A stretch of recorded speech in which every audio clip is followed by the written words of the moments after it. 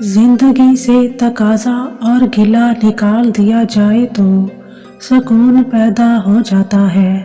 سکون اللہ کی یاد سے اور انسان کی محبت سے پیدا ہوتا ہے۔ نفرت اضطراب پیدا کرتی ہے، اضطراب اندیشے پیدا کرتا ہے اور اندیشہ سکون سے محروم کر دیتا ہے۔ محبت نہ ہو تو سکون نہیں۔ کسی انسان کے کم ظرف ہونے کے لیے اتنا ہی کافی ہے کہ وہ اپنی زبان سے اپنی تعریف کرنے پر مجبور ہو۔ دوسروں سے اپنی تعریف سننا مستحسن نہیں اور اپنی زبان سے اپنی تعریف عذاب ہے۔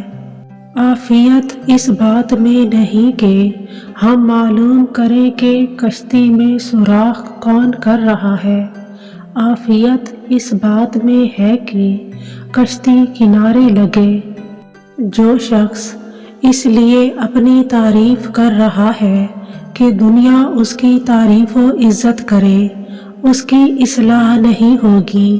اپنی نیکیوں کا صلہ دنیا سے مانگنے والا انسان نہیں ہو سکتا۔ ریاکار اس عابد کو کہتے ہیں جو دنیا کو اپنی عبادت سے مرعوب کرنا چاہے۔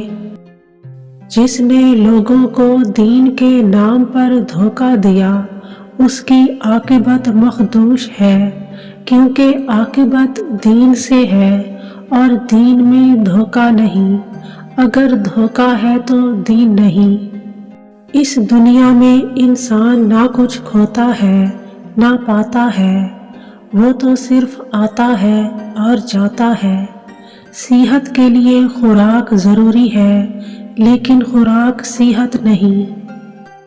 تکلیف آتی ہے ہمارے اعمال کی وجہ سے، ہماری دست برداشت کے مطابق اللہ کے حکم سے۔ ہر تکلیف کی ایک پہچان ہے اور یہ ایک بڑی تکلیف سے بچانے کے لیے آتی ہے۔ اگر زندگی بچانے کی قیمت پوری زندگی بھی مانگی جائے تو انکار نہ کرنا۔ غیر یقینی حالات پر تقریریں کرنے والے کتنے یقین سے اپنے مکانوں کی تعمیر میں مصروف ہیں۔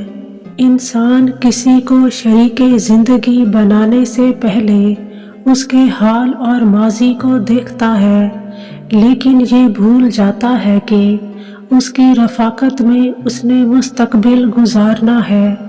کامیاب ازدواجی زندگی اللہ کا احسان ہے۔